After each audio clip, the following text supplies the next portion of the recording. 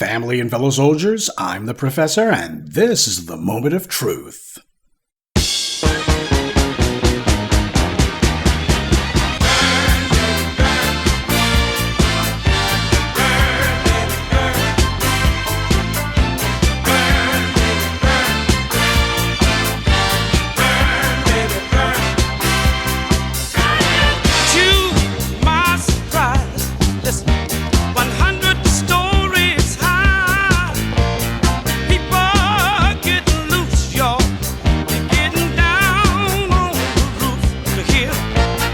I suppose we had to get around to this one sooner or later. 150 years too late, the Nottoway Plantation in White Castle, Louisiana has burned to the ground. And of course, this satanic obelisk is being mourned by no one except for the white supremacists and a few brain-dead Negroes. We'll get to that in a moment. Now, for those of you who don't know, this so-called plantation, which they've been trying to rename as everything but that, it was basically created by a white supremacist named John Randolph. Like every white supremacist, this scumbag never worked a day in his life, and yet you have the white media and other social types who pretend as if this guy did something on his own. All he really did was to enslave 150 people who were better than himself, and to force others to build a fortune for him. So he's a slave master, a rapist, and a thief. He had a lot of money that he did absolutely nothing to earn. And that's the reason why you got so many folks, all these white supremacists who like this kind of a person. Money for nothing, to them, that's the dream. So that satanic eyesore was a monument to white privilege. All the goodies, giveaways, and guarantees given to those with the right skin color. And no, they don't care about that place burning down. What they care about is its existence as a symbol. It's the same thing you had with the Charlottesville riot. Richard Spencer himself admitted it was not about Robert Lee's statue at all. No matter what these white supremacist troglodytes might try to claim, there's not even one of them that could tell you anything about Robert Lee whatsoever. They don't know anything about history, but what they do know is what that kind of statue, that kind of iconography makes them feel. What it feels to them is validation of their evil. Hey, we got away with it. It reminds them of the central pillars of white privilege: unearned wealth, unearned and undeserved praise, and to not be held accountable for one's actions. Most of the clowns pretending to care about this fire at that plantation house, they didn't know this place even existed before this week. They certainly didn't know anything about its history, who had it, who was enslaved there, and were it not a slave plantation, they would simply be saying, well, some old house somewhere in the South burned down. In fact, it wouldn't even be that much. It'd just be, why does anybody care? Oh my God, unless somebody's staying there who's famous. Did Elvis Presley stay there or something? That's what they would be saying under any other circumstances. It's precisely the fact that it is a symbol of white dominance and of anti-black racism and violence. That's what matters to them. It's a symbol of the reassurance that the beneficiaries of slavery will never be punished, never made to pay reparations for what they stole, and they'll never be criticized, because that's what scares them about all of this. That place burning down to them, it seems like a reckoning.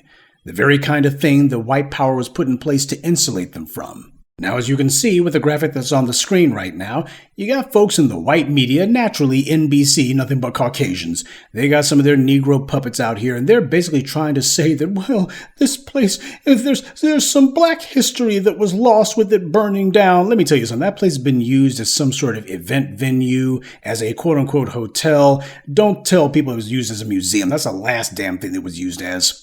This NBC story simultaneously admits that the owners of this plantation relic, they didn't mention the history of slavery at all whenever visitors came to that place. And yet, at the same time, you have an ostensibly black writer who's bemoaning that a chance to teach about the history of enslavement has been lost. The guy actually had the nerve to write that. He couldn't understand that he completely and thoroughly contradicted himself, and that's the reason why the white media couldn't wait to go ahead and publish what he said. This is the kind of two-faced, fork-tongued gibberish that you have to spout if you want to work for the white media. The people who owned that place, they made it a point not to mention slavery. And yet this writer was pining away, bemoaning the end of an educational opportunity that never actually existed. Seems the white racists who celebrate the butchery and depravity of slavery, they're not the only ones who romanticize that era in some form or another. The racists down in Louisiana, those inbred bigots, they do nothing to admit to slavery, and they've gone out of their way to praise it and trade in every lie, fiction, and falsehood they could to go beyond merely sanitizing slavery to these days outright praising it. But then again, they never stopped. And this piece, written by an alleged black writer, it has just the smarmy, pathetic tone of somebody who's apologizing. They're apologizing for, I know there's some black folks out there who love seeing Massa's house burned down, but there's lots of lessons that we could learn from all of this. I feels for you, Massa, because there was a lot precious in that place, too. Black people should know better than to co-sign this kind of behavior. It reminds me, after the Black Panther movie came out, you had some people who were writing so-called think pieces talk about unthinking pieces, claiming that the Killmonger character was wrong, etc., etc. What they were actually doing was reprimanding black people. That's what it's about. You always got some sorry Negroes who want to be the first ones in line for that dubious honor, to be the first ones to wag their fingers in black people's faces. We see y'all smiling over there, Massa. I'm getting them told, Massa. I'm telling them not to be smiling, Massa. Oh no, if Massa ain't happy, you ain't gonna be happy neither. You want to be upset about history being destroyed? I mean actual history. Then be upset about the black townships like Rosewood and Tulsa and other black Wall Streets and enclaves that were utterly destroyed by the descendants of trash like John Randolph and the great-grandparents of the scum who you see who are today posting comments decrying and bemoaning all of this. Those black townships, that was history worth preserving. But the government, they were co-conspirators in the murders and property damage that took place. And that's the reason why they haven't dedicated any resources to it. In fact, they tell all of these black people who lost everything, whose accomplishments and legacy ought to have been preserved, well, they got nothing after racist white mobs destroyed their homes, burned them to the ground, and murdered thousands and thousands of black citizens, including children. Some of the survivors are still trying to get what they're owed today, and it's the same people you see crying tears about this place burning who are the ones saying, well, that was a long time ago. Well, you know what? I say the same thing about this place. It's gone, burned up. So they just need to get over it. Stop complaining and just get over it. Besides, nothing anyone does is going to bring it back. Except that's the problem, isn't it? The garbage who own that plantation, assuming those inbreds ever learn how to write their names, they'll get insurance of some sort. They probably got insurance already so they can rebuild it. And even if they don't have insurance, as we've seen recently, all it takes is some white supremacists saying, well, black people, they won't like this if you give us some money. I called some little child on the playground the N-word, or I killed some white people who were at a BLM protest. And next thing you know, there'll be plenty of white supremacists who will donate their state mental health disability checks to some stupid GoFundMe. So the creeps who own that place, they're going to be fine one way or the other. White power is going to take care of them. But don't you dare try to blow smoke in my ear telling me that there's some sort of educational value to this place. No. The destruction of it, this is what should be treated as a teachable moment. This is the kind of education that people can actually benefit from. Compare the burning of this place to the destruction of black enclaves that took place 120 years ago, and then let's compare and contrast. And we can start by asking whether or not we ought to be concerned about an old plantation relic burning down at all, when what we should be doing is remembering all of the innocent black lives in their homes that were burned to the ground, and also be sure to teach the children who did it. Every year, you have a number of black churches that are set on fire by white supremacists. You got these white racist arsonists who run around destroying churches, many of which have stood for over 100 years. And yet you don't have anybody going, look at the history that's been lost. Oh, irreplaceable history. You don't have any of these people out here in the white media saying, well, you know, when that black church was destroyed by those white racists, there was a lot of white history that burned up with it. A lot of white history was lost too. They never do that. So you want to talk about things being burned and history destroyed by fire. Talk about the black people whose churches and homes have been destroyed by these white supremacists. Now that's history that should have been preserved, has been destroyed, and you don't see anybody shedding any tears. It's not considered to be important. Yeah, because it doesn't glorify white supremacy. That's why. No matter what the white media may try to tell you, in this case, there are no victims here. None at all. Except for the black people who were imprisoned and enslaved there and forced to build a fortune for a worm who was lower than the dirt and his degenerate offspring who were continuing his satanic legacy. In fact, his descendants should be made to pay reparations to all of the descendants of anybody who was enslaved on that plantation, anybody who their great-great-grandpappy was brutalizing, raping, and torturing. They should be made to pay reparations. Here they are making money off of this place, a place built by the hands of people far better than themselves, They're getting all of this money. They're being praised by the white media and local politicians and the like.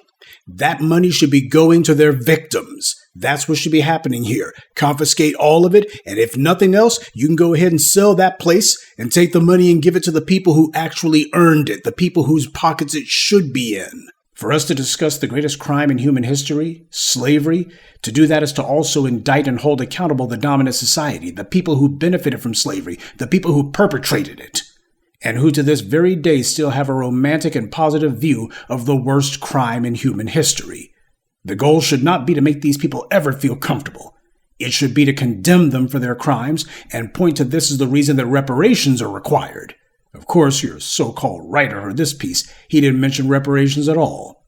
Not only have the perpetrators of slavery not been made to make reparations for their crimes, but they still retain the stolen spoils of their degenerate behavior, and they even make money off of it, and on top of that, they glorify it. You got this fool sitting here doing this pathetic apology piece to Massa. Massa, I'm so sorry there's black folks who was celebrating that one of your little trophy houses burned down. I'm so sorry, Massa. I understands, Massa. There's a lot of important stuff that was in there, Massa. It was important to us, too. I just can't tell you what it is.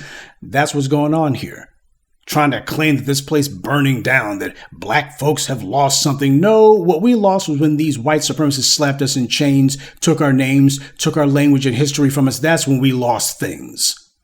These are Negroes who write unoffensive slop that's meant to not alienate their white liberal pals who, truth be told, have far more in common with the owners of that plantation house than they do with decent black people. So the white media is just so disturbed by the loss of this relic to the past. After all, we need to maintain the memory of what slavery was. That seems to be the talking point. Meanwhile, the same white media is saying nothing and doing nothing about Republicans in Louisiana and Texas and Florida who are teaching children that slavery was a good thing. If these white liberals and their Negro sock puppets want to pretend to be so disturbed about history being lost, then shouldn't that history be based on facts and not white delusions? If we're going to talk about history, at the very least, shouldn't it be true? There's an ideological struggle that's been going on in the Americas for 500 plus years. And that struggle happens to be against white supremacy, the greatest evil the world has ever known, and black empowerment, which is an oppositional ideology to it. And in any sort of war, truth usually becomes the first casualty. You got a bunch of Negroes trying to help white supremacy to cover it up. And these individuals, whether they be the white supremacists who are pretending to be sorry about this, this place had history, and yet all of those white supremacists you see online and such, they're not saying anything about what was good about that place. Not one of them can say anything good about it. Instead, what they say is, well, you know what? Slavery wasn't all that bad. They can't say anything good about the place. They don't know anything about it, and the few who pretend to know anything about it, they can't tell you anything positive about the place, but they know that it's so sad. Something here has been lost. What's been lost? This is not living history that place represented. It represented a trophy for the dominant society to look and say, hey, see, this is when we actually had those Negroes as property, and we got away with it. So for these white supremacists who don't like the fact that one of their trophies just got turned to ashes, and their little Negro bootlicks who like to suck up to them, if these creeps who are claiming to be sad about some valuable history being lost, if they really believe that, if they're really all broken up about some sort of living history that they feel has now been forever lost, and they really want to make sure that the past is not forgotten and the lessons that can be gleaned from it, then here's a suggestion for how they can go ahead and preserve that precious history. These white supremacists and their Negro bootlicks, they should go to a farm. And they should work from sunup to sundown. While black people are whipping them, they should be the ones seeing their loved ones violated, their children sold off, and often themselves subjected to every depravity imaginable. Then have the black people who have brutalized them like that, have them being publicly honored, streets named after them, entire states named after them, cities named after them. Have their slave owners be honored with statues in the town square, and have people teaching their children in school that these guys are heroes, these are great men of history, and have the state honor them and historians. And by the way, these individuals, if they really want to show their dedication to keeping history alive, let them endure all of that and do it not just for free, but occasionally you got to be paying the people who have you enslaved. I mean, you got to pay them because you owe them something, right? And then continue to be slaves not just for their lifetimes, but also the lifetimes of their children, their grandchildren, and every generation for 300 years. And then tell everybody that they're not owed anything. Nothing wrong was done here. Why? These black folks who did all that to us, they were just men of their time. And no, we're not bitter about that at all. We don't feel that anything is owed. Why? We just need to get over it. We need to get over the past. Now, if these people who claim to be so hot and bothered about what little history they think has been lost, if they truly, genuinely believe that, then that's what they would do. And then afterwards, they would know everything about slavery, and they would be able to tell all of us about it. You wouldn't need any old decommissioned plantation house for people to walk around and say, this is the way that these white supremacists used to live. No, you could tell us all about it from firsthand experience, which, by the way, is the best kind of history. If these people are really so enamored with history, then that's what they would do. Don't talk about so-called living history. Become part of it. But don't you dare come up to decent black people and tell us that we should be crying any tears about this. Well, parts of yours history was in there too. No, the only thing I care about are the parts of my power that have been lost. And I lost no power when that old relic burned down. But if you want to be so silly as to shed tears about it, that's fine. But as for me, I've got no problem at all seeing some white supremacist relic from yesteryear being used as a clubhouse today, going up in smoke.